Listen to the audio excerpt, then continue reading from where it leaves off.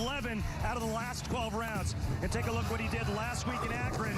Tournament of Champions, he needed a mark, covers the 10-pin, and there's major title number 10. The best player I've ever seen in major championship competition. And this is some great company that he's a part of now. He's tied with the late, great Earl Anthony and Pete Weber, but some of the other names on that list, Mike Albee, Walter Ray Williams Jr., and Norm Duke. But, Dave, make no mistake about it, Jason Belmonte has transcended the sport. Today we have not one, not two, but three two-handers on the telecast, and it's all because of Jason Belmonte. And he is standing by right now with Kimberly. Thanks, guys. I feel like myself, along with the nation, is having deja vu because for a second week in a row, you're sitting at the #1 seed with a chance at making history. So there's been a lot of talk about you this whole week. So how do you focus when there's so much hype around you and what you could accomplish today? Yeah, well, every time I put my feet on these approaches, my mind is clear. I don't think about anything or anyone. I just think about the 5 steps that I'm about to do, the way that I'm going to throw the ball, and then when I come off the approach, then I can start thinking about other things. But I've got a job to do. That's all that's on my mind, and hopefully I can execute today properly, and the pins will be kind. All right, well, we will see you in the final match. Guys, we're going to send it back to you.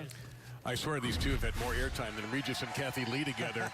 So this is event 6 of the season. We started with 120. We're down to 5. 18 games of qualifying to get to 24. Then match play. Then 42 games to get to the TV finals. And, of course, your top 5 advancing to stepladder finals. And we'll show you the results a little bit later on about players 6 through 24.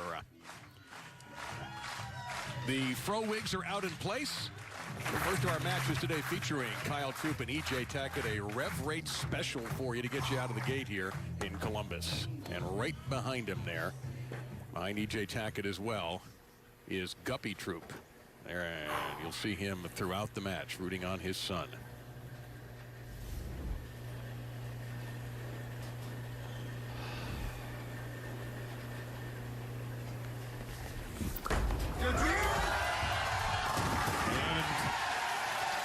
Flush pocket hit. Didn't have to be. Well, 10's 10, and that's a nice start for Kyle Troup. As we take a look at the stepladder bracket. DJ Archer stands by to meet the winner of this, and Anthony Simonsen, one of those two-handers that Randy mentioned, and then Jason Belmonte, and again, a chance for $1 million bonus for a 300 game.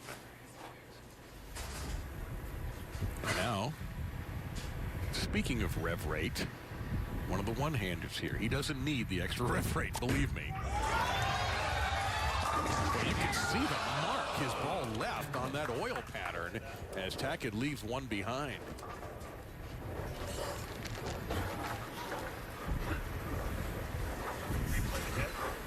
A very unusual 10-pin that was left there. Normally, it's a ringing 10 where the 6-pin flies around the 10, or the flat 10 where the 6-pin kind of lays in the right channel.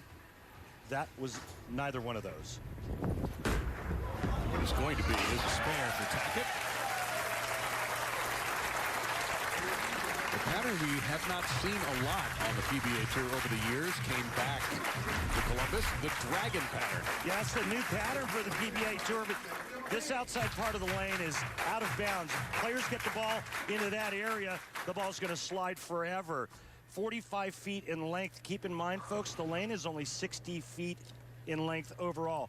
So the players are using very aggressive equipment with snow chains for surface. Oh, geez.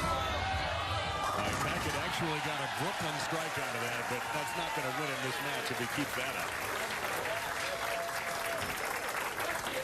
That's one you sort of apologize for, like a net cord in tennis. Well, he knew this was left of target out of his hand, but there's so much oil in the middle part of the lane, it was actually able to hold the ball and keep it from missing the head pin running away to the left. EJ Tackett said the key this week on this long oil pattern, slower ball speed. Now that was a weird lead, too, to see the 2-pin sort of explode almost over those two. Yeah, that's called the fast 8. Wow. So just a little bit high, but both the 4 and the 7 are left instead of just the 4-pin. A great knee bend at the foul line for Kyle Troup. And much like a major championship in golf, where par can be a good score, make your spares today if you'd like to grab this major on this dragon pattern. I'm not disagreeing with you, but if this oil pattern breaks down correctly, meaning the players dry up the right part of the lane, and then they migrate towards the middle where the heaviest concentration of oil is, I think we could see a lot of strikes today. Remember, the blue line is the last good strike. The red line is the current shot. And that light hit doesn't work out, and that sleeper back there makes this one a little bit more difficult. Yeah, you're right. It really does. The strike track comes to us from our good friends at Kegel, Inspecto, Brent Sims, and Bob Ford, bringing us all that great information week in and week out. But now you're right. The 248, 77% of the time is converted. That is the tour average.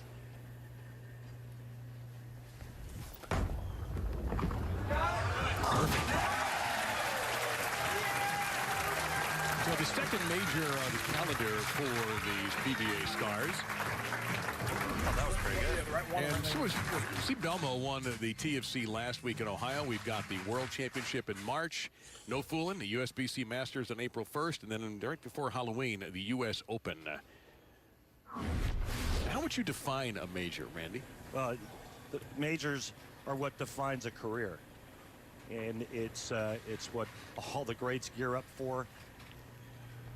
There's only 5 of them a year. That's a flush hit there for EJ Tackett. Majors are synonymous with mentally grueling, physically grueling, the amount of games, the difficulty of the oil pattern. It's just a unique event, and you can't even group them in the same category as a regular event. Just the feeling of walking into the center, knowing that there's a major starting at the beginning of the week, the practice that goes into it's what every player dreams of putting on their resume. EJ Tackett's done it twice in his career already.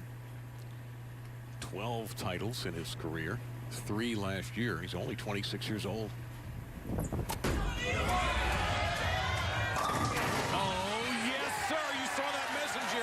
Creeping in from the side to erase the sting of the ringer. Well, this is a great break for EJ before he changes. He gets the pin to roll across and take the ring 10 out. The 6 pin already went around the 10. It was gone. He's got a little help from his friends. That shot deserved the help, quite honestly. That was flush. And Troup down early. And he gets a sweep on the 10 to thrust himself back into this. And there's his dad, one of the legends, one of the style legends of the PBA.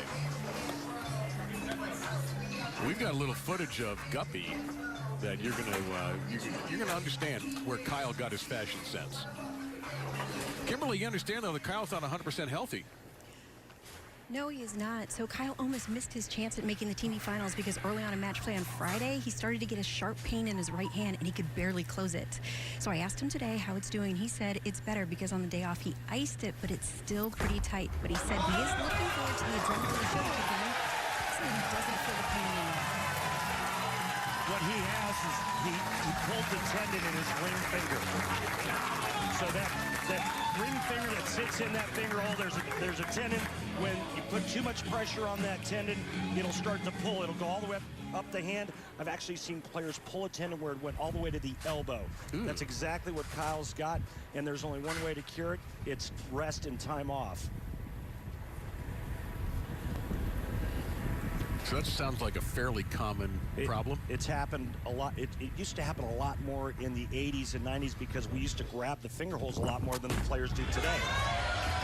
Well, the continued accurate bowling for EJ Tackett. You can see those lines, red and blue, married. 4 in a row for Tackett.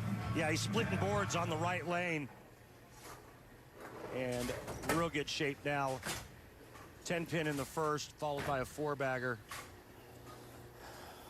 And his speed control has been epic. Within a half a mile of an hour of every shot. Last week we saw him at about the 19-mile-an-hour range. This week, 17. And that's because the longer oil pattern, the lanes are slicker, more ice on the pavement. He's got to throw it slower to get his ball to react. And it came in just a little bit through the face. He told us it felt unusual, and he described it by speaking slowly because he felt that was the best way to get his point across and how much he had to change his ball speed. Well, typically what players will do is they'll just kind of sync their mind and body to what they're trying to do with the bowling ball. So if it's throwing it slower, they'll walk slower, they'll talk slower, their mannerisms, everything's slower, and vice versa. And that's what we saw with EJ this week. It also speaks to his talent and his ability to adjust his game. Not everybody can do that, and man, not everybody should do that when it comes to converting that spare. EJ Tackett, though, has the PBA on Fox, sponsored by Go Bowling. For promotional offers, tips to improve your game, news, or to locate a bowling center near you, log on to gobowling.com.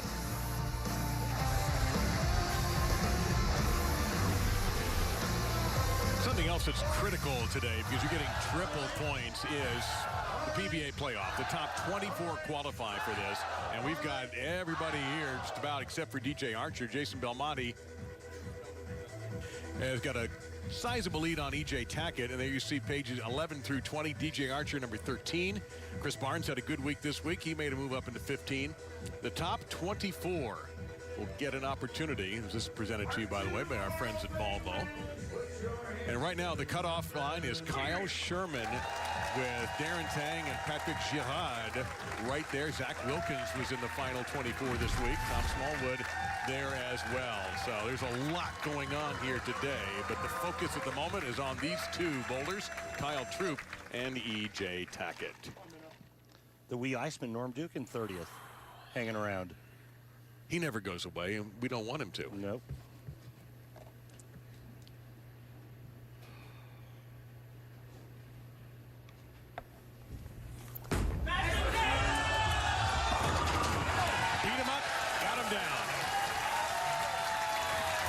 He's faking the oh my hand.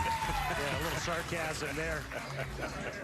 Well, now, there's a couple of guys who went at it in 1984 in the Budweiser Classic. Yeah, you want to know where Kyle got his fashion sense? Wayne Webb's not enjoying this, and our apologies to our host, Randy, but Guppy needed the double in the semifinals, and he did. In fact, he struck out, or as you would say, Randy, took it off the sheet from the 5th frame on, and then beat the wee Iceman for his 7th career title. That's perfect. What a beautiful shot there. Off the slow start, but it's not how you start, it's how you finish. And right now, we have a 1-pin match through 6.5 frames. We had the national anthem sung earlier beautifully, by the way, and I actually, by accident, faced Wayne first before I found the flag. It's just easier with his outfits. I figure I can't go wrong. The simple things in life.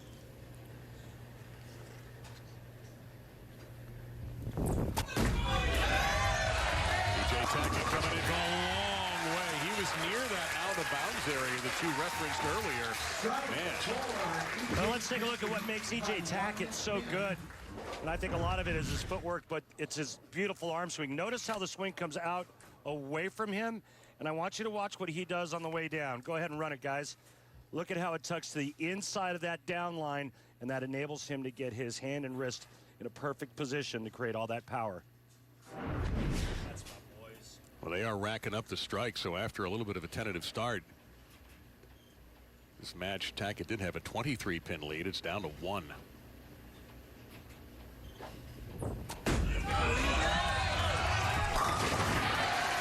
Kicks aside that 8-pin, and he continues. Well, EJ Tackett knows how to win majors, and when you talk about majors, how about a Tiger Woods reference? When they talk about Tiger Woods, they don't talk about how many wins he has. They talk about how many major wins he has and how close he's getting to Jack Nicklaus's major wins. Jack's got 18, Tiger's got 14. That's the defining moment. When you're a player and you can talk about how many majors you won, that's really all that matters. Kyle Troup looking for his first. Again,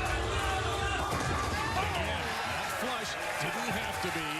And Troup isn't going anywhere. And he's going to ask for a re-rack. None of these strikes have been pick-worthy yet, but you know he's got a pick in the pocket.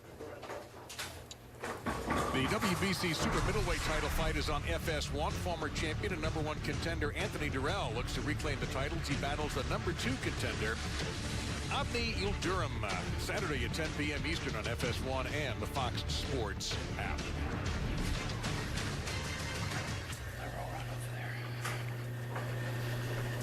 This is for the lead.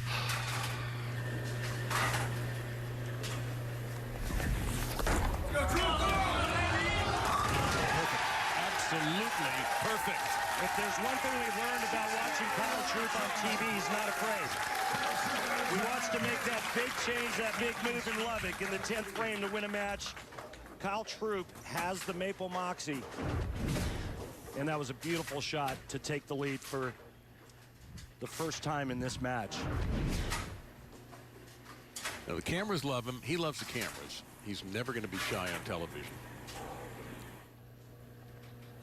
And he's absolutely an adrenaline bowler. Now, EJ Tackett's been magnificent, and he all of a sudden trails. This is a must-have strike. Gotta hurry. Oh, wide right. And there's out of bounds, as you said. So when we talked about the oil pattern, and I illustrated that that part of the lane is out of bounds, that just hit black ice, or in our case, blue ice, because it's really slick out there.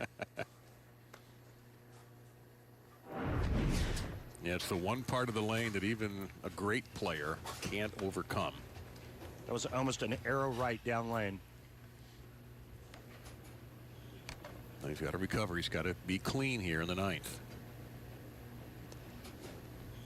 And they'll take care of that.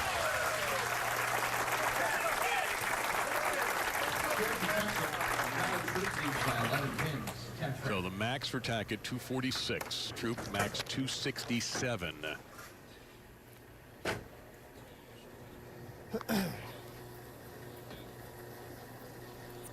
And if you thought the strike in the 9th was must strike, this is a must strike again for EJ Tackett. Kyle Troup has drained the last 6.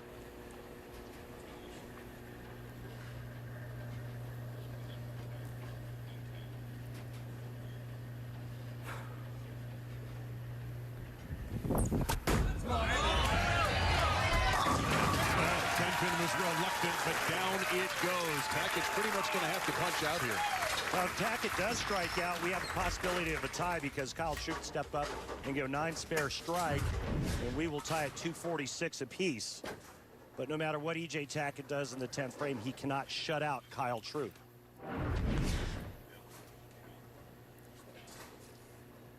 Looking at one of the true stars on the PBA Tour. Last few years, especially. 11 titles in the last 3 seasons.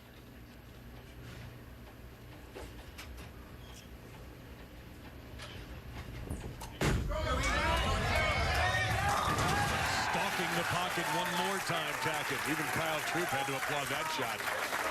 The next one just as important.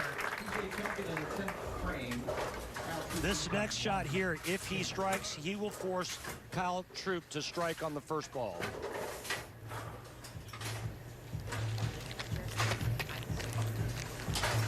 Taking a re-rack.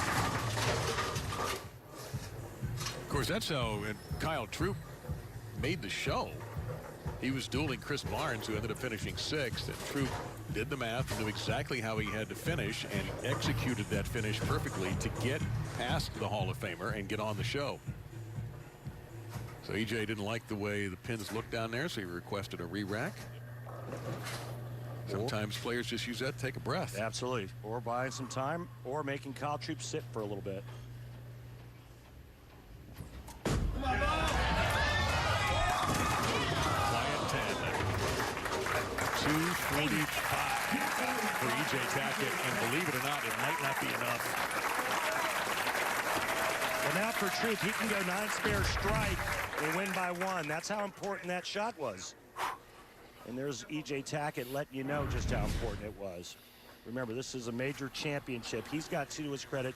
This young man, although has bowled on a major telecast before, has never won a major. And neither has the next bowler, DJ Archer, who was standing by to take on the winner. Let's go, Troup! Oh, you know it's coming. Let's go! Come on! Let's go! He found a strike that was pick-worthy. Well, that was daddy lockups right there. When that went through the pins and all 10 were in the pit, Kyle Troup knew that he was moving on to take on DJ Archer.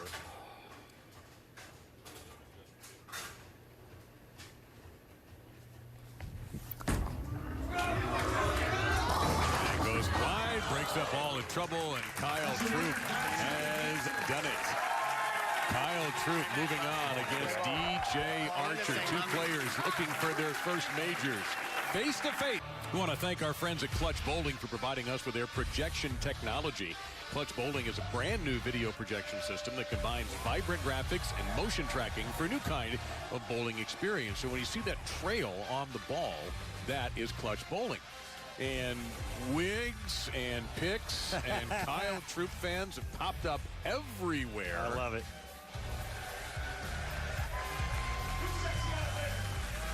And Kyle Troup coming from behind to defeat two-time major winner EJ Tackett. Kyle Troup 255 to 245. Look at that finish after a couple of spares in lane 3, excuse me, in the frames 2 and 3.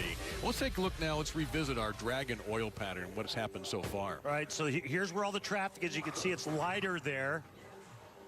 And as this area dries out, the players are going to migrate this way because they're looking for more of that dark blue stuff.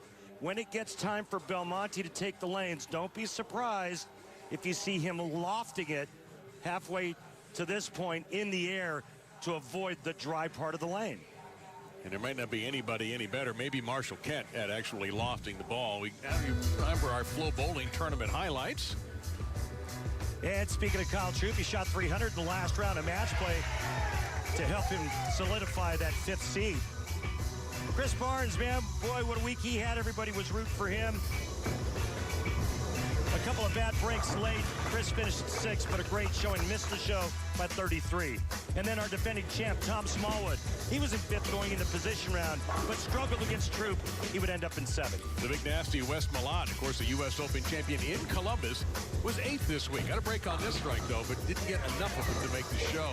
We mentioned Marshall Kent just a moment ago. Strong, strong player. He always shows up well in major championships. He finished in 9th place. Sean Rash is having a giant year so far in 2019. A top 10 finish for Sean.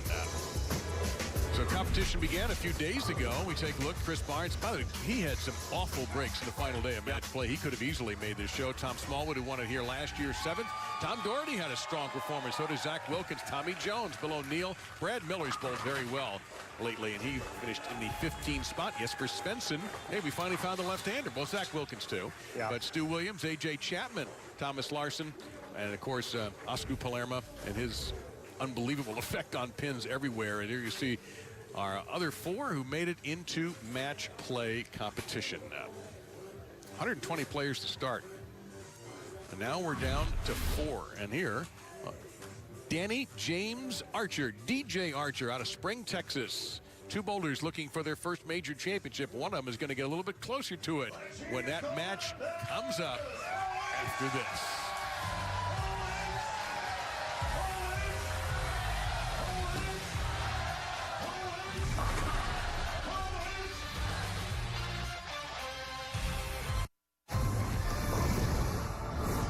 I'm Kyle Troup, and you're watching the PBA on FS1. That hair is magnificent today. And so was his performance in Game 1, defeating a two-time major champion EJ Tackett. He'll take on DJ Archer next. Meantime, coming up next on FS1, Seton Hall takes on Creighton, and Phil Booth, number 13 Villanova, face off with Shamori Pons and St. John's. Good to see the Red Storm looking better these days. A Big East doubleheader in FS1 and the Fox Sports app. That's coming up next. But right now we have DJ Archer and Kyle Troup in our second match. Anthony Simonsen and Jason Belmonte are awaiting. And of course, $1 million bonus for a 300 game from the PBA and Fox in the championship. And Jason Belmonte going for an 11th major and PBA history. But first, two players looking for major championship number 1. Yes, and then just freeze with the towel.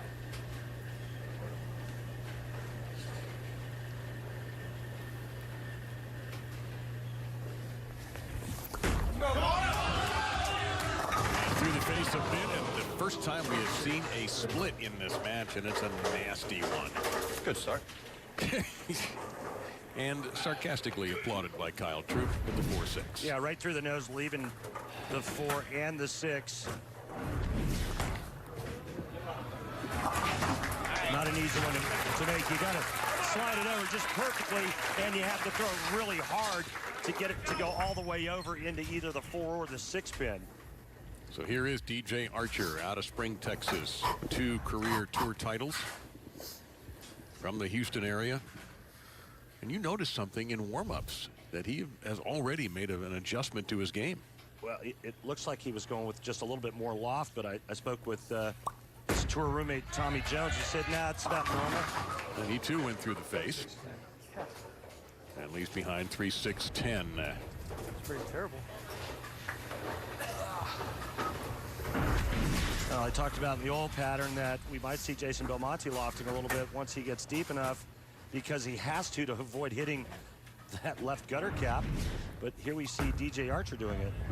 And he'll take that out side to side to side. 80% conversion chance for DJ Archer. Might be battling a nerve or two. He's not a rookie on television by any means, particularly in doubles competition. He has been on the Roth Holman PBA doubles TV shows 3 times. His last tour title was the South Shore doubles with Bob Learn Jr., and he has a singles title in Las Vegas in 2014. He was sterling in match play with 18 wins out of 24 matches.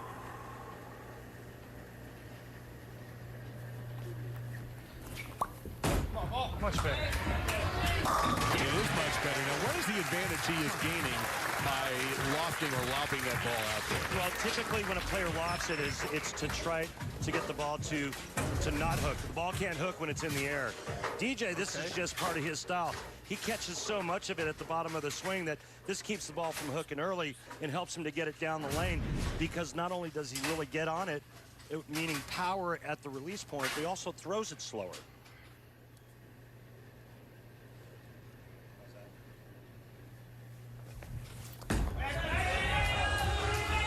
Troup on the right lane, broke up all sorts of trouble, and gets a strike he had to have following the open of the first frame. For you folks at home watching, Kyle Troup needs to make an adjustment now. Why? Because both shots in the first and second frame have drifted high. So what he needs to do is he needs to migrate towards the middle part of the lane where the heaviest concentration of oil is, and then open up his angles a little bit, meaning get that ball to go a little bit more left to right and then back to the pocket. If you go high, you're basically going right at the head pin, and that can be disastrous even for the very best. Oh, and that's just unfair to see a nice shot with a ringing 10 with that 6-pin wrapping around the 10. Yeah, and you can tell by Kyle's reaction, he really liked that shot there, and this was just dirty. Look at the 6 just violently slingshot around the 10-pin. The 6-pin, the second pin to the right and just inside the 10. 95% of the time, it works 100% of the time, to paraphrase Ron Burgundy. And Kyle Troup is able to handle that single pin spare. Actually, that wasn't Burgundy who said that. That was DJ Fontana. his buddy in Anchorman. Brian Fontana. Yeah. I was going to say DJ Fontana. I'm thinking of DJ Archer. I like Brian. it. Yep.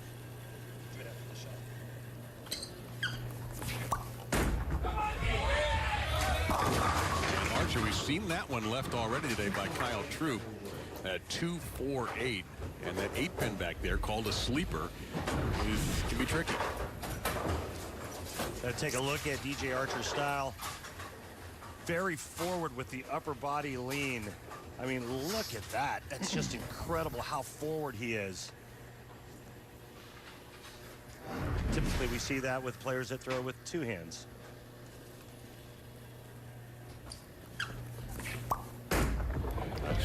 Turn and will. DJ loves the long roll patterns. It enables him to do what he does best, which is play the deep inside part of the lane. He's playing a lot of angle right now, plus he likes to throw it slow. This gets him to be right in his wheelhouse. Now all he has to do is execute as we take a look at his arsenal physics. The higher the number, the more hook. And much like in golf, you know, when you have certain golf courses that just look good to the eye for players, it's the same thing with oil patterns in bowling. And you could look at the dullness of that bowling ball. That just shows you how rough the surface is and how much surface the players are using on this extremely long pattern. EJ Archer picks up the strike in the fourth. That gives us a chance to check in with Kimberly Pressler. Thanks, guys. So, EJ, let's talk about that ninth frame when your ball went wide. Yeah, it was just a bad shot. It was my miss this week. I was trying to throw the ball so slow, and about once a game, my hand would just go around it. Well, put your analyst hat on for a second here and tell me what's happening with the lanes. Well, they're breaking down pretty good. The oil is pretty thin on the lane. This pattern's pretty long, so the oil's spread out pretty thin. And as it breaks down, the guys are just going to move farther and farther left and try to use a little more rotation on their bowling ball and keep their speed really slow. And that was the keys to success this week on this pattern. All right, thank you so much for your time. Well, just like I said, every time we visit the oil patterns, we take a look at the messenger coming to take out the 10-pin. But that's what the players do. And even though the pattern's really long, a little bit thin up front with the hot lights here on the televised finals pair, that front part of the lane starts to break down pretty quick. So what the players do is they move farther left, and then they start to take to the air. Kyle Troup not there yet, but he's capable of lofting the ball as well. He is on that left lane that he has not struck on yet in this game. Until now, and he buried it. Absolutely perfect. That makes that Troup force him down there pretty happy. And back and forth we go. Archer's lead down to 1 here midway through the match.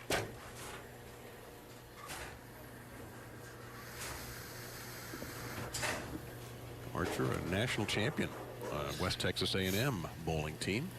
4th in the 04 UBC Masters, his highest performance in a major to date. Has got to hurry, and he has a 2-4-10. The location was bad. It was too far right and kind of got to that real slick part of the lane. So tight.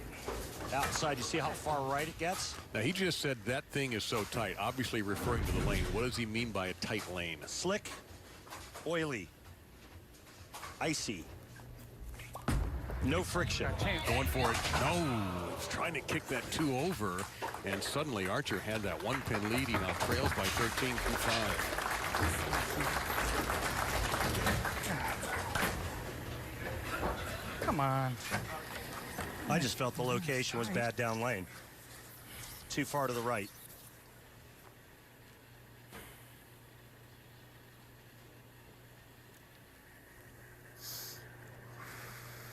And Troup will be moving to the right lane where he has struck both times so far. So this is a big shot right here. Perfect. Nice. Split apart the 8 and the 9.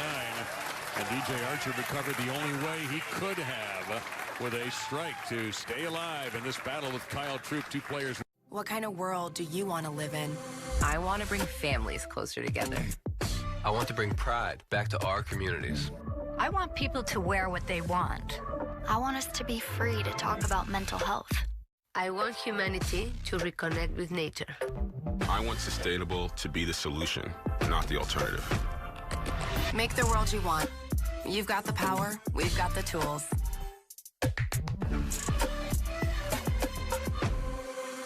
Halfway through our second match of the day here in Columbus at the PBA Players Championship. And Randy, let's take a look at our summary through Strike Track. Well, I'll tell you what, the accuracy of Kyle Troup halfway through this match is incredible. I mean, he's literally spot on just about every shot within a half an inch of one another. That's why Kyle Troup has the lead. He's keeping the ball in play, making the right adjustments, and then chasing that pattern, that oil pattern that's breaking down. He continues to migrate in and follow the oil to the inside part of the lane. So you're wondering, this is a major championship. This is an incredibly important tournament for these players. So naturally, Kyle Troup intensely focused. No, he's not. He's over there. His mom is over there with the 4 Troup guys who have got the fro wigs going. And that's Mom right there next to the guy with the Hulk hands. That's Sherry Troup. So, and Kyle is listening to something on his phone. And of course, there's Guppy with Wayne Webb, who's now developed the afro wig, which wasn't far off from the hair he had on the clip we showed earlier today. So yeah, it's he goes, okay, now I got to get to work. I feel like I'm at Woodstock. Don't take the brown acid. Just be careful of that.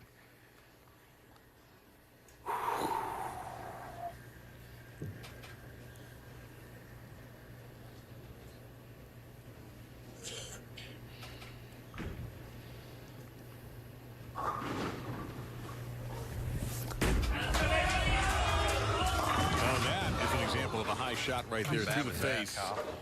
But there was so much time in between shots for Kyle Troup. It's not always an easy thing to do, to throw a shot out of a break. Yeah, we always used to call it the dreaded commercial break, because as players, we get into a rhythm, and then when you have to sit for a spell, it's usually not a good thing. And that shot there was definitely left of target for Kyle Troup. He'll try to put that in the pocket, and he misses. I mean, Belmo said I was going to chop that, so at least I did.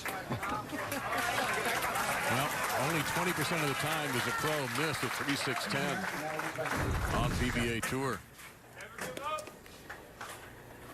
Couldn't have happened at a worse time, in my opinion, working on a double.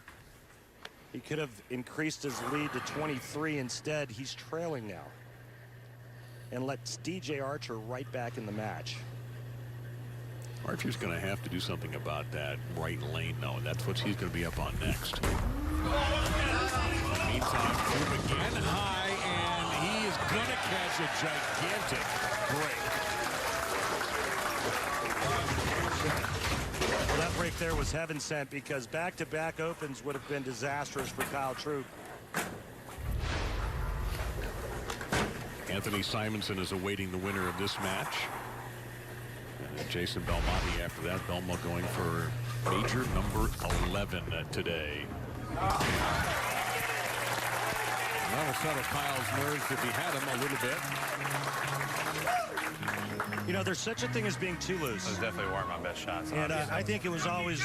That one was, the one on the right lane was, I think you got to give it away a little bit. You didn't give it away a little bit. Let's start with the X? Yeah, X. Just make one more move. Make it away just a little bit more. Okay. I'll get to that in just a second. After DJ Archer on the right lane, where he's nothing better than 7 spare or open, and he made whatever adjustment had to be made and comes through flush. Yeah, and all of a sudden DJ has a 12-pin advantage, taking advantage of the open frame by Kyle Troup. Tim Mack was talking to Kyle. Tim Mack being the tour consultant for Kyle Troup. And he was telling him to chase it in and give it away, meaning move farther left, open up your angles more, and give the ball some more room to the right. Of course, Tim, a very distinguished player in his own right, and great to see him out here. He's had multiple knee surgeries, had to take some time off, and great that he is here with us.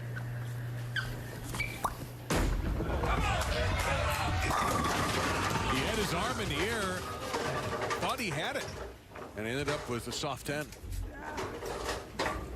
That ball a little late coming around the corner and finishing just slightly behind the head pin, leaving that soft 10.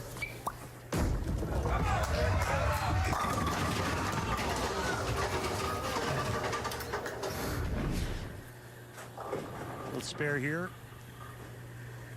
They'll still have an 11-pin lead. 95% of the time, tour average. The pros make that. Well, he knows he had an opportunity to really ruin Troup there for the strike, and he just did not get it. And he even thought he had it. Absolutely, he sure did.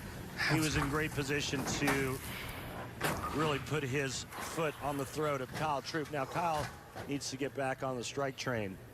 And you see how close they are in max scores, just 1 pin difference.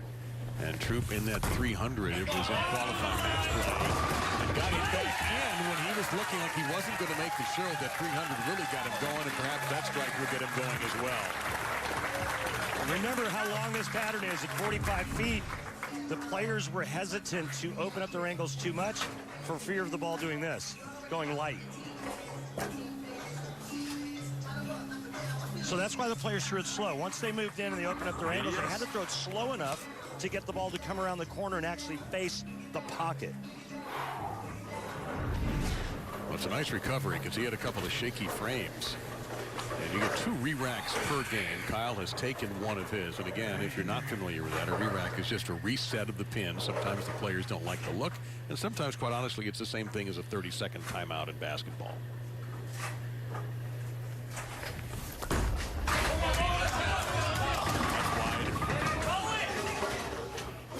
That's what I just said. Yes, it was. You're right. Tommy Jones sitting right behind us in the booth, just kind of getting a better vantage point. He said there's no place to sit, so he decided to join us.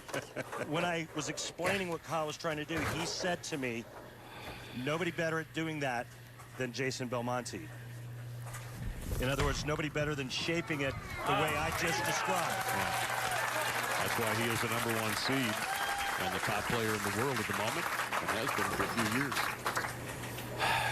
So this match will clearly come down to the very end here with Archer up 11 in the foundation frame, the 9th.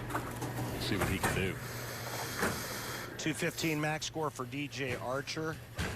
194 max score for Kyle Troup.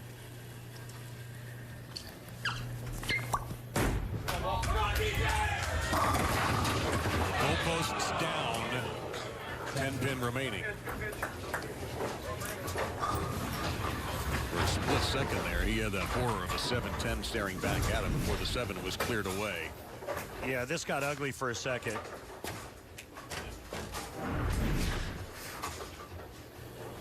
A spare here, 2 strikes in the 10th frame, and DJ Archer will advance and take on Anthony Simonsen. Remember, triple points here for this major. Well, the good news for him here, Randy, is he'll finish on the left lane where he has struck the 2nd, 4th, 6th frames and left a 9 spare in the 8th. Yeah, he left that little soft 10 the last time up on the left lane.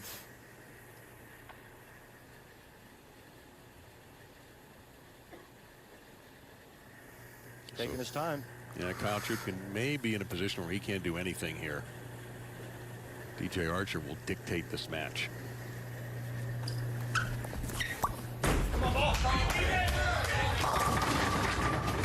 Messenger's going to stop in the middle. Well, guess what? Kyle Troup's not done yet. Nope, absolutely not now. Spare here and a strike. Kyle Troup needs to strike out to win by 1.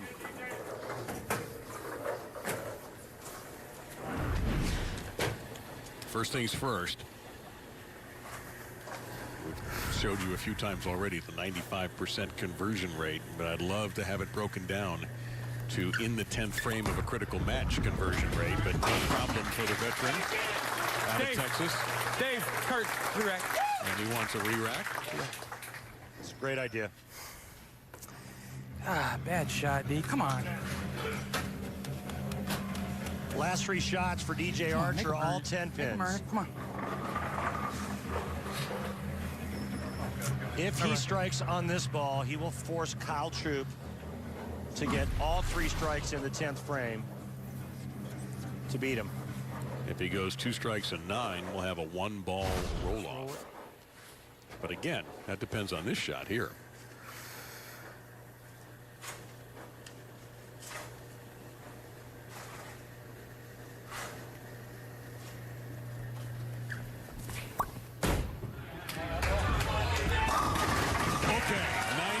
reluctant, but kicked aside. Did he throw that a little harder? It just faced the pocket perfectly and almost went right by the 9-pin. But let me just say this. To a bowler's psyche, needing 3 strikes in the 10th frame, a heck of a lot harder than needing 2 strikes in 9. If he gets 9 there, that's why that strike is so big. That strike with the fill shot is huge. Now he has to have all 3 to win. Well, this lane, he's done well so far. He struck 3 times. He didn't like it. He didn't like it. He got a break. Well, we saw EJ Tackett get a Brooklyn strike last week to advance. He had a Brooklyn strike today. He had a Brooklyn strike today, but he didn't advance. He did it against Josh Blanchard last week. And as a player, you never want to win that way. Better than that.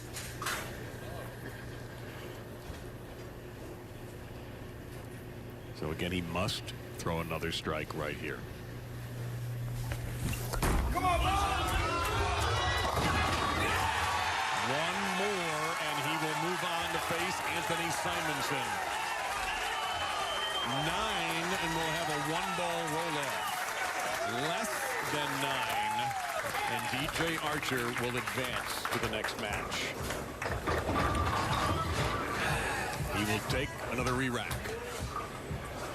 Well, he needs to throw it on that same exact line and about a half a mile an hour slower to give the ball time to get around the corner and face the 1-3 pocket a little more flush. Right here.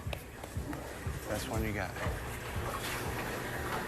Being a sports parent is more difficult than being the athlete. And nobody knows it better than that man, an 8-time champion on the tour, or the fine gentleman sitting next to him, Wayne Webb, a 20-time winner. They know what Kyle Troup is thinking. Strike to win.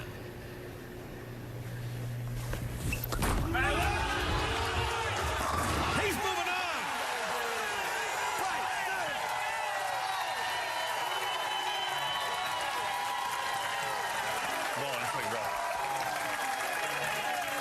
Kyle Troup has advanced, so we're going to have all 2-handers the rest of the afternoon in Columbus. The Afro Fish comes through with the trifecta when he had to do it. Still up. Took advantage of the freight break. Then he got that little light mixer. Then he came back with probably his best shot of the match to win by 1. Kyle Troup moving on.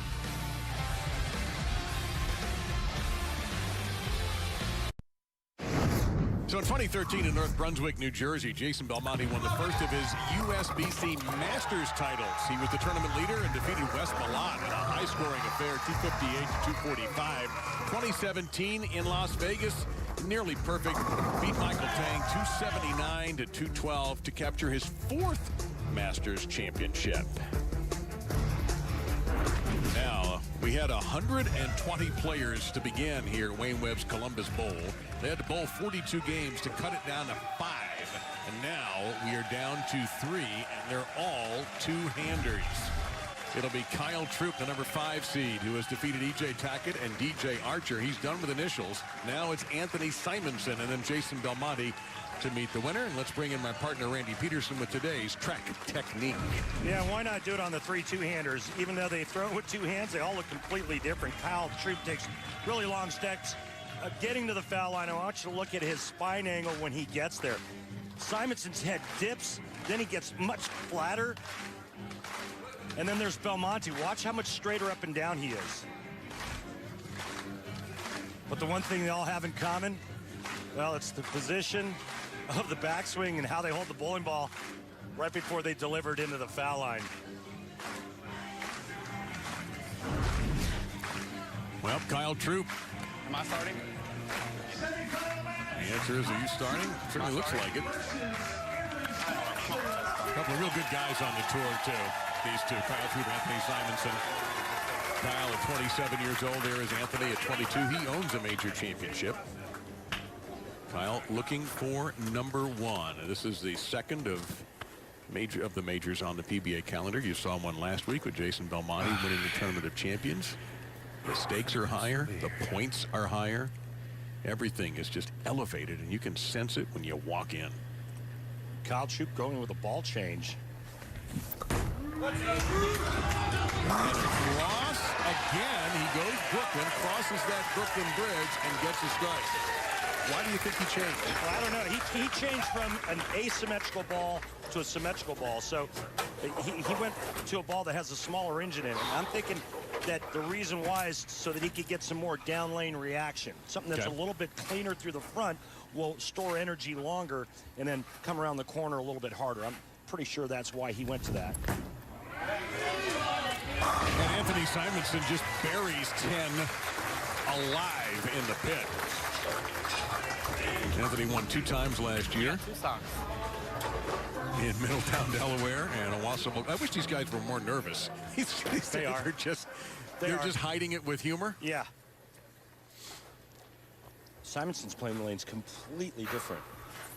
And he said in his interview yesterday that he was going to do that. He said, if it's there, I'm going to play right of everybody else. I'll have that part of the lane to myself.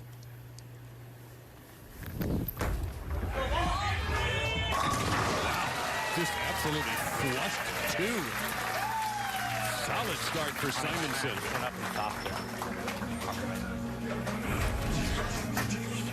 Watch his eyes right before he lets go. They look right down at the foul line. That's where he targets.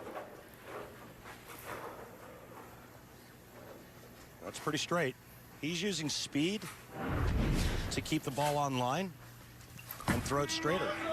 Troup, second shot with a new ball, and uh-oh. So there's that back-end reaction that I was telling you he was looking for, and that time he came up to bite him. Come on. Leaving the 3-4-7. All right, Randy, the question is, and that's an unusual lead, by the way, the 3-4-7. You consider that Kyle would go back to the old ball. And that, by the way, Randy's showing you the way to make this difficult shot. But would you consider him going back to the other one? No. Okay. Nope.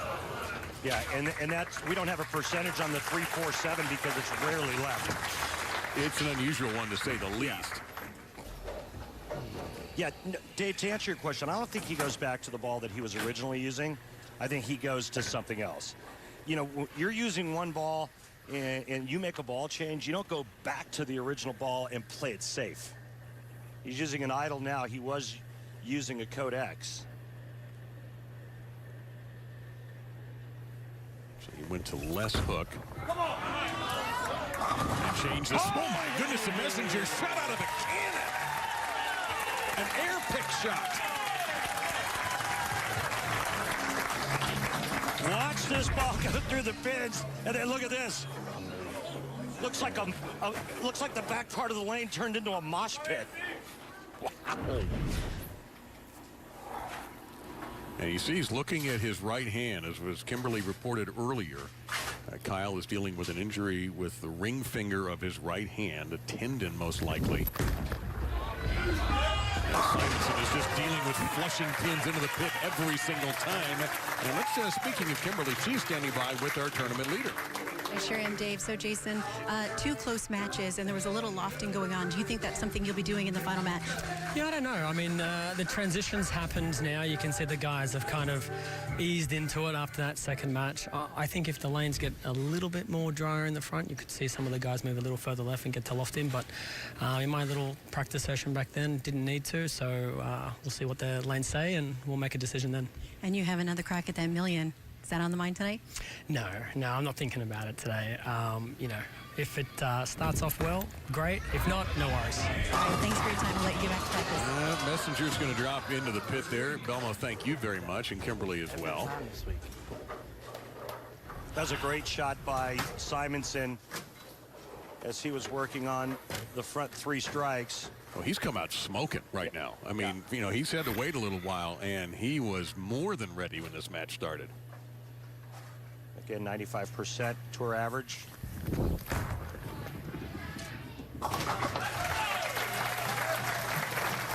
I just think it's really interesting as to what he can do, because it really defies logic. The old pattern breaks down, and typically all the players migrate towards the middle part of the lane.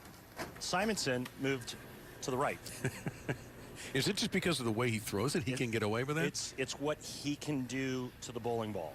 So he can make the ball not read that part of the lane, not create friction in that part of the lane. Kyle's eyes got really big as that ball approached the pin. So early on, he makes the ball change that has more shape, more back-end reaction, more curve, more snap. It took him a couple of frames to see that picture in his mind and then actually allow for a little bit more angle. He knew. And I'm sure he feels like he's back in this now, riding a double. This dude is, his pillow is cool on both sides. That's one thing we do know about Kyle Troup. Nicknamed the Afro Fish. No. Well, he is 3 for 3 with the wrong hit. It's still an X. Well, it won him the match last game against EJ Tackett, and we'll have to wait and see what it does with this match here, but it certainly gets him right back in it. I just wonder if his hand is bothering him a little bit too. I think it's just a trust thing where he's not real comfortable giving too much of the pocket away. Oh, man, the first time Anthony Simonsen misses the pocket, and he did so rather badly. And he'll leave a 1-2-4-8. Well, I call this the wet bar of soap syndrome, where the ball just kind of comes shooting out of the player's hand with nothing on it. So it had no chance of grabbing the lane.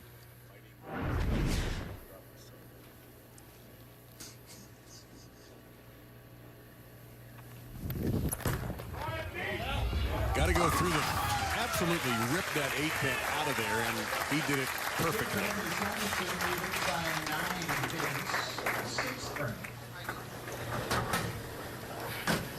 And he's using phase 2, so the middle of the 3 levels of hook. Again, the higher number equals more hook. Let's see if that last shot phases him on this next shot. Thank you, David Caruso. Yeah, CSI Miami? Yeah. The only thing missing were the sunglasses. And then Roger Daltrey. There we go. That's the look we saw from Anthony Simonsen when he showed up for this match. A violent strike. Yeah. Anthony Simonsen has a major. He's the youngest to win a PBA major. He did it when he was 19 years and 39 days old when he won the USBC Masters. He's trying to double that output today. Yeah. I'm Jason Belmonte. Number 10! 10! And you're watching the PBA on FS1. And you will see Jason in the next match here at Wayne Webb's Columbus Bowl in Ohio. And time for a look at strike track comparison. And our subject here is Kyle Troup. Yeah, and it's all about where he started and where he is now, location-wise at the arrows. You can see the 19th board. That's just 1 inch right of the middle arrow. That's where he started. Look where he is now. Good 6 boards to the left. Break point's still the same. He's made a ball change, and so the entire shape of what he's trying to create is different now because the lanes have transitioned. The front part of the lane is dried up, and that's forcing the players in. So Kyle Troup down 9, but riding 3 in a row. It's Anthony Simonsen. All two-handers from here on in. The max scores reflect just a 1-pin difference, 266, 265, if they strike out. This is for the lead, Dave. Let's go! He's got it. Earlier, we noticed a couple of times he was staring at that ring finger, Kimberly. You had a chance to get an update? I did. I spoke with him, and he said during the break, Kyle spoke with his ball rep, Jim Callahan, and said his right hand is now shooting pain up his ring finger since that last shot on the left hand. So he talked about making sure he does not hit up on the ball, but make sure the ball rolls off his hand. Yeah, so basically he's not really able to manhandle it at the bottom. You know, Kyle Troup in the two-handers, one of the one of their assets is power. And he said, you know what, I've got to back off on that a little bit to keep my finger from exploding. Well, he did not get the messenger that time that he had a couple of those earlier. He doesn't mind making the pins explode. And as Randy mentioned earlier, the only thing that Kyle can do in that situation as far as his hand goes is just rest. And he doesn't want to rest for the next 35 minutes or so. Really? That was good timing on that. Oh, he made it. That's all that matters. Yeah. 7th frame. Simonsen can take a 10-pin lead with a strike. The light. And it's just called for The ball path line went off in like my 3rd step. So we can cut that off earlier. So distracted a little bit was Troup on that, but he still made the shot. Mentioned on the way into break, Anthony Simonsen, what he did when he was 19 years old in 2016. Also that same year, he won the Roth-Holman doubles as partner then Connor Pickford. And just marching down the lane to another strike for Simonsen.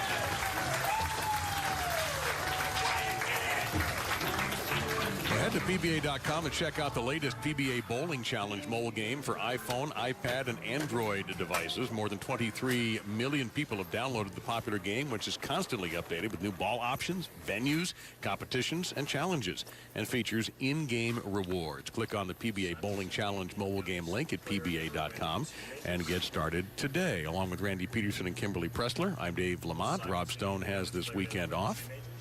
You see your max scores here. Simonsen now 265, Troup down to 245. Again, just the pin punishment that Simonsen is dishing out here gives him a 20-pin advantage as we start to wind this match down. Really incredible what he's doing to this oil pattern, how he's attacking the lanes. When everything else is telling me, no, you have to be farther left. You have to get away from that part of the lane because there's too much friction there, and your ball's just going to read early and hook early, and it's going to be disastrous. And look what Simonsen's doing. 3-bagger, spare, 3-bagger. Gotta go. Well, I can tell you for a fact the last time the 810 was made on television wasn't that long ago. Yeah, last week. He's just going to fire at it right away. And then he's going to only take one. I bet that hand hurts a little bit more now. Yeah, well, I wonder how much is Kyle's hand. And then Kyle losing a little bit of his ball reaction. Buzzsaw, 3rd game again. Good job. And what is he referring to there? The last time he was with us on television, we were in Lubbock, Texas, and Kyle was starting to run the ladder, got to the 3rd step, and was defeated. Yeah, ran over, and that's what he's referring to as getting buzzsawed. Simonsen doing the same thing. But you know what? A lot of that is on Simonsen for coming out and just firing away right away. Wide again to the right. You know, so much about playing the oil patterns on tour is shaping the ball, and Kyle just having trouble creating the proper shape. Some will probably ask, well, why didn't he play the lane straighter like Simonsen did, or like Simonsen is doing? I don't know. Ask him. Well, he can do it too, right? Well, he's capable of going straight, but that doesn't mean that he's going to get the same ball reaction as Anthony Simonsen. I mean, their ball rolls are different, their axis points are different. Meantime, now there you go. I didn't think that 5-pin was going to stay forever. Well, there's an old expression, straighter is greater. And we're actually seeing it here with Anthony Simonsen to a degree as he has wrapped up this match and is setting up, as you see, a 5-pin take one for the team. Yeah, well, I'm going to go out on a limb and say you're not going to see Belmonte play the lanes this way. Well, I think that's pretty safe, yeah. He is standing by for major number 11. Anthony Simonsen is looking for major number 2. This is going to be a heavyweight two-hander match. Simonsen and Belmo. Jason Belmonte looking for major championship number. Jason Belmonte to chase history. Let's go back to 2017, the PBA World Championships in Reno. And Jason Belmonte survived a roll-off in the semis against Ryan Simonelli. And he won, defeating Jesper Svensson 238-225. This is the only world championship title that man has right there. And that was major number 9 of his career. He picked up number 10 a week ago in Fairlawn, Ohio, and now here he is against Anthony Simonsen, the top 2 seeds out of the 120 players who began this event a few days ago, bowling for a major championship. Belmo's record-setting 11th, Anthony Simonsen's 2nd. And right now, time for our Go Bowling with Randy segment. And my partner's going to talk about how to make proper on-lane adjustments during a game. How to make proper on-lane adjustments? Wow, there's just so many adjustments in today's modern game to be made. You can throw it faster, you can throw it slower, you can increase or decrease rev rate, you can change the surface of your bowling balls, you can change bowling balls. But generally, the rule of thumb is if you're missing the head pin to the right, move your feet and target to the right. If you're missing the head pin to the left, move your feet and target to the left. But the biggest problem I see with most amateurs and league bowlers is they start playing pretty straight between first and second arrow, and then as the lanes start to dry out, they move their feet but never move their target. They continually throw it into the driest part of the lane, and not only that, their angle increases massively to where they feel uncomfortable throwing the ball. Remember, the rule of thumb is when the lane starts to change, move your feet and target together. All right, Randy, thank you very much. That's a great tip, especially the part about, the feet but not the target. Yeah, very typical where amateurs, they just keep moving their feet, never move their target. They look at the driest part of the lane. Remember, move them together. That's what Belmonte does. That's what all the top pros do. Belmonte playing the inside part of the lane. Simonsen's going to go straight. Fascinating combination coming up. 2 different styles. They're two-handers, but they're not the same. And Jason Belmonte or Anthony Simonsen might win $1 million. All you have to do is throw a 300.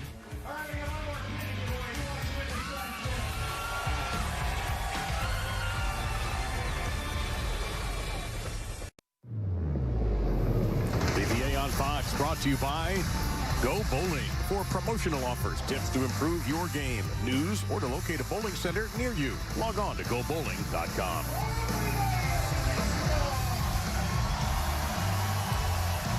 And it's time for our Ebonite flashback, taking a look back at the 2017 Players Championship right here at Wayne Webb's Columbus Bowl. That year, Jason Belmonte beat Anthony Simonsen by 17 pins in the title match to win his then second career Players Championship. That was 1 of 3 on the year for Belmo, en route to another PBA Player of the Year award. He's won that one 4 times. Back then, that was major number 7. So here we go.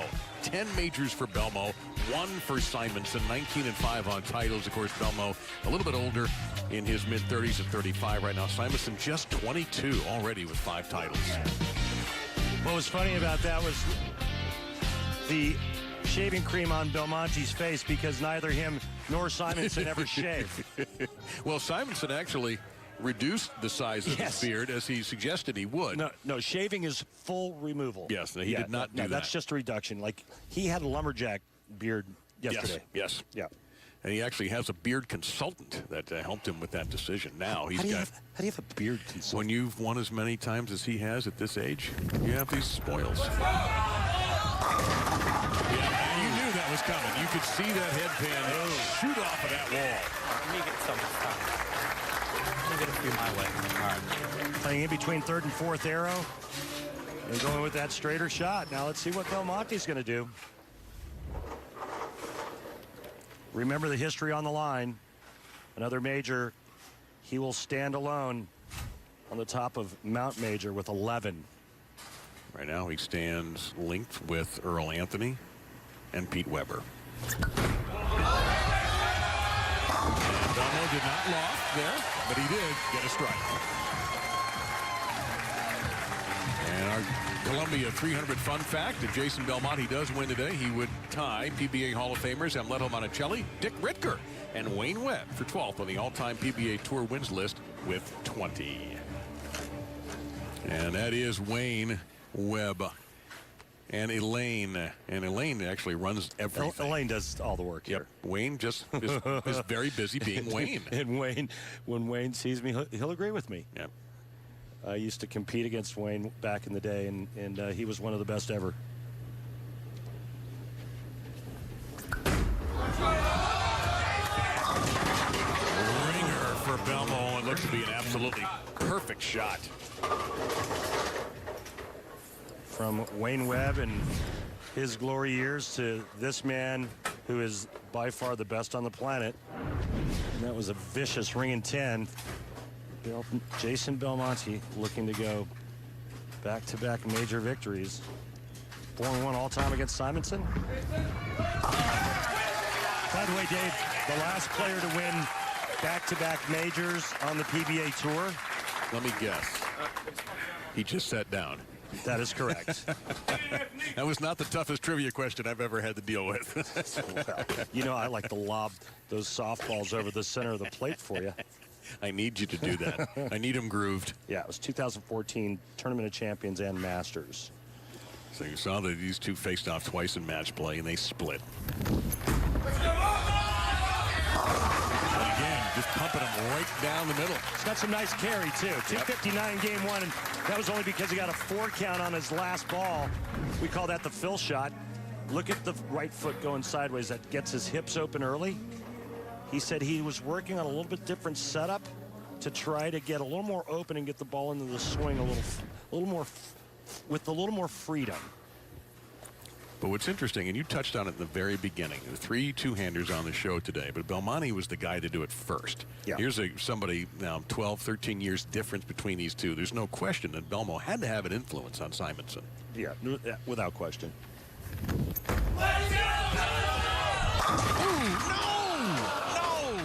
That is not proper. Yeah, that's dirty. What a beautiful shot as the ball goes right past the 9-pin.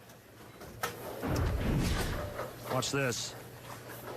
A little too much power, a little too much drive, not enough deflection to catch that 9-pin off balance. The ball just ghosted the 9-pin. That's brutal.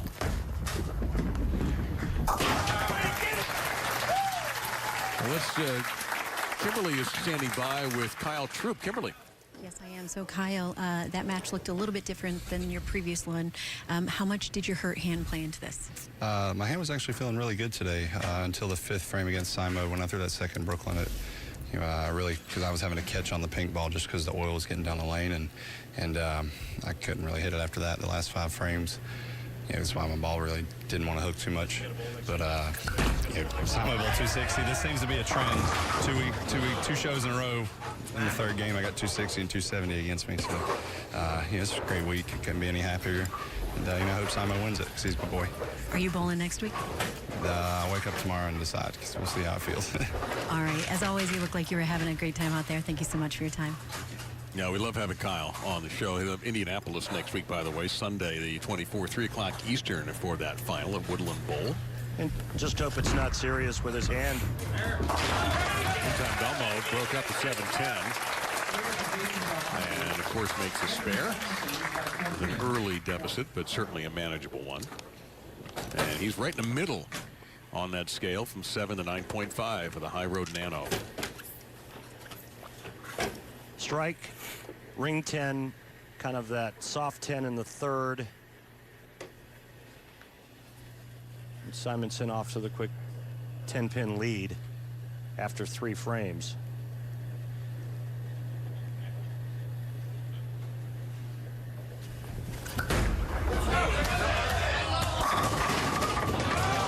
This time, the messenger is so often his friend fails Belmo. So this is a ringing 10 where the 6 to your right goes around the 10 and the 7 stands. That is some of the worst luck I've ever seen, and it happens a lot, especially to the power players. Not very often, but it does happen to them. You saw the messenger head pin go in front of the 10. 3 times we've seen it done on television. It's been a while, though. Try to bang it. Did not get there. And this, of course, will be a good opportunity to give you our hammer tough spare replay. Belmo just doesn't throw it fast enough with a spare ball to bounce the pins out of the pit. Although he did make a 7-10 split just a couple of weeks ago. But not under the hot lights. Well, Anthony Simonsen, you've been gifted a break.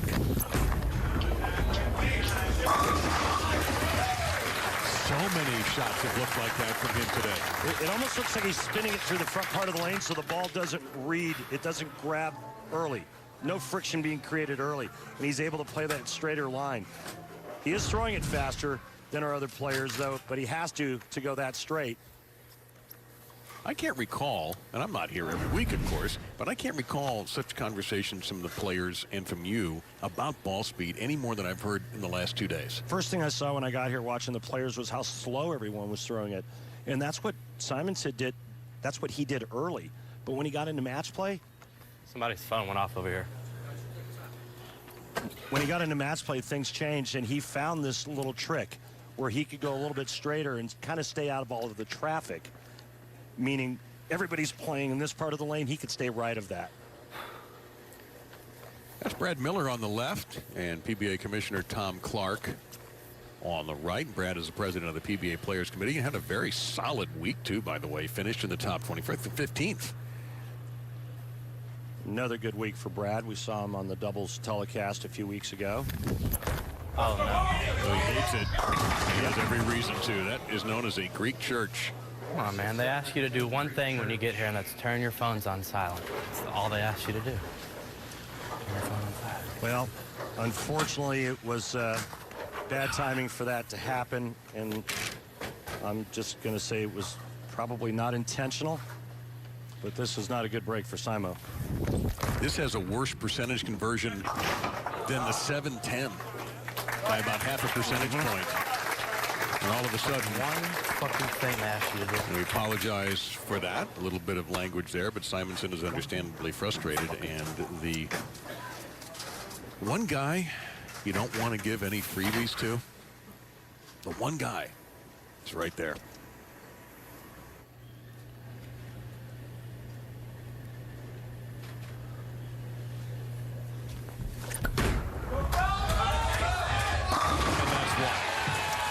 Remember last week he went really straight with Urethane in between second and third arrow. Now he's playing 25 board. There it is. Actually, that's 27 at the arrows. That's the versatility of Jason Belmonte, and that's what makes him so great. That plus, I think he's got one of the most brilliant minds on the tour. Yeah, his ability to adjust on the fly is one of his secrets, and it's a secret he guards. He doesn't divulge his adjustment secrets. Yeah,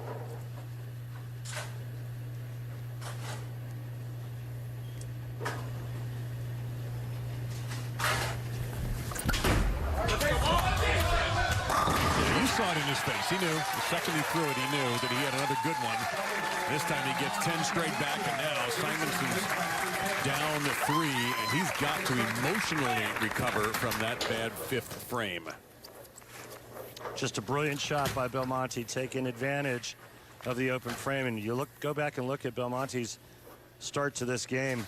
Ring 10, shaker 10, and then that awful pocket 7-10. Belmonte could have had the first 6 strikes easily. That's a fabulous recovery. He is 3 for 3 on that lane, and it's on for the PBA Players Championship. You know, when you talk about versatility, Simonsen's no stranger to that either. I've seen him throw it halfway down the lane.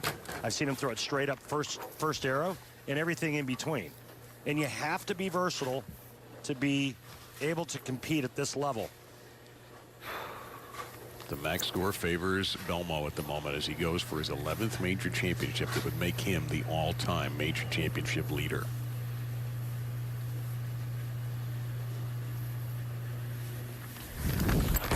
Oh, my. He didn't sound happy, but he ought to be happy. By the way, Anthony Simonsen pulls this out. He would be the youngest to own 2 majors.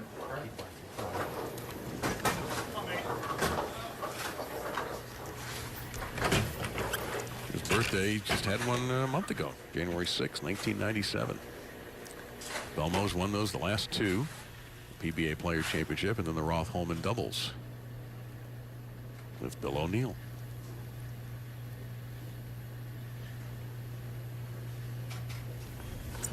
Oh, Jason.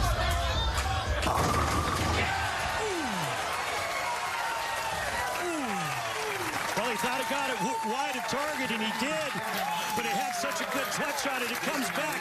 It tickles the pocket for a 3-bagger.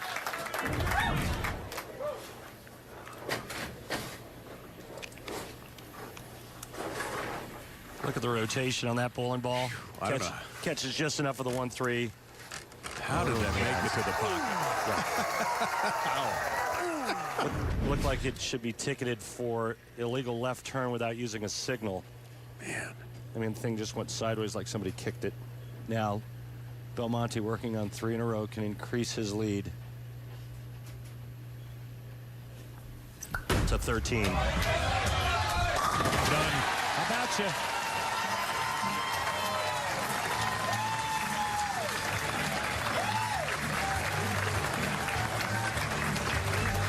Simonsen down 13. We are giving you this match without commercial interruption.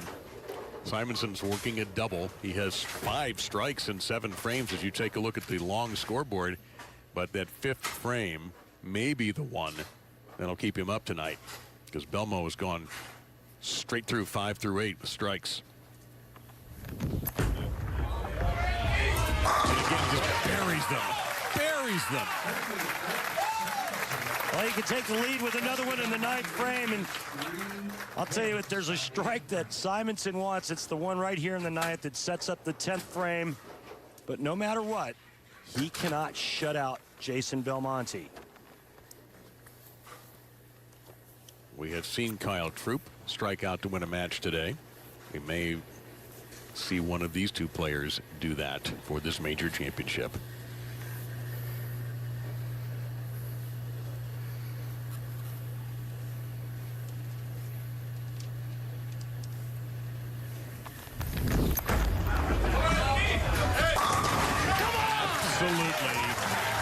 Throw a ball any better than what you just saw right there.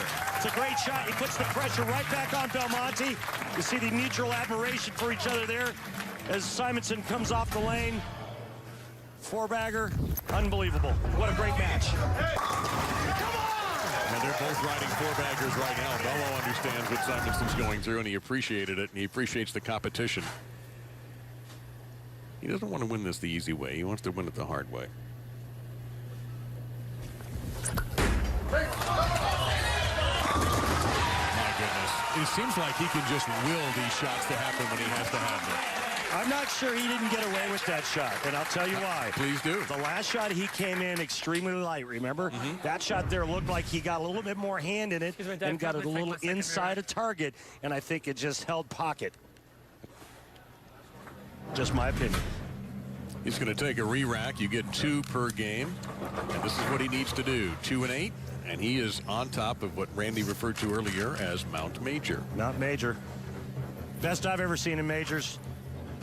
I've seen and bowled against some of the best ever, Walter Ray and Weber and Duke. And well, he's top 5 in 23 of 46 majors that he has bowled in. And he's won 10 of those 46. That's obscene. He likes it. Wait a minute. Wait a minute. You could see that he liked the shot. No.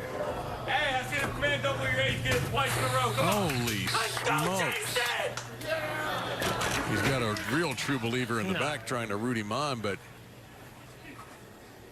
I'll alert you all when Randy starts breathing again, because I think his heart stopped. I've never seen this before, ever. Look at him, though. I looked at him, not the ball. And then it sets in because the messenger fell short of the 10. And this place is in stunned silence. In my 39 years, I've never seen anything like that. I've seen pocket 7-10s before, but not like that. That's his second one, and he's going to have to bang it. He can't get it done. Second one on the same lane. And he finishes with a 2-12.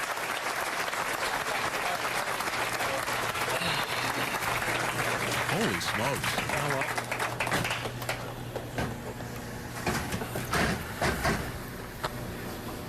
Well, Anthony Simonson's got a mark. Sounds simple. We know otherwise. Remember Greek Church in the 5th for Simonsen. But I think this is his good lane. Yeah, that was the left lane. This is on the right, and he's riding 4 in a row. But you know what? Belmo was riding 5 in a row when he got a 7-10. And that will do it! Let's go! Give me one! Let me get one!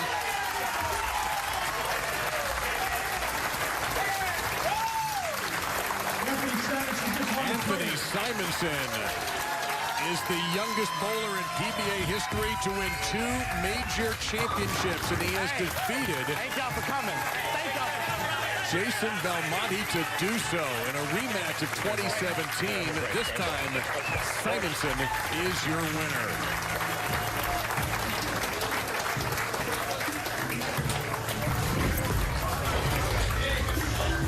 Greater was greater. And Anthony Simonsen again. Come on, 22 years old. Rotor grip.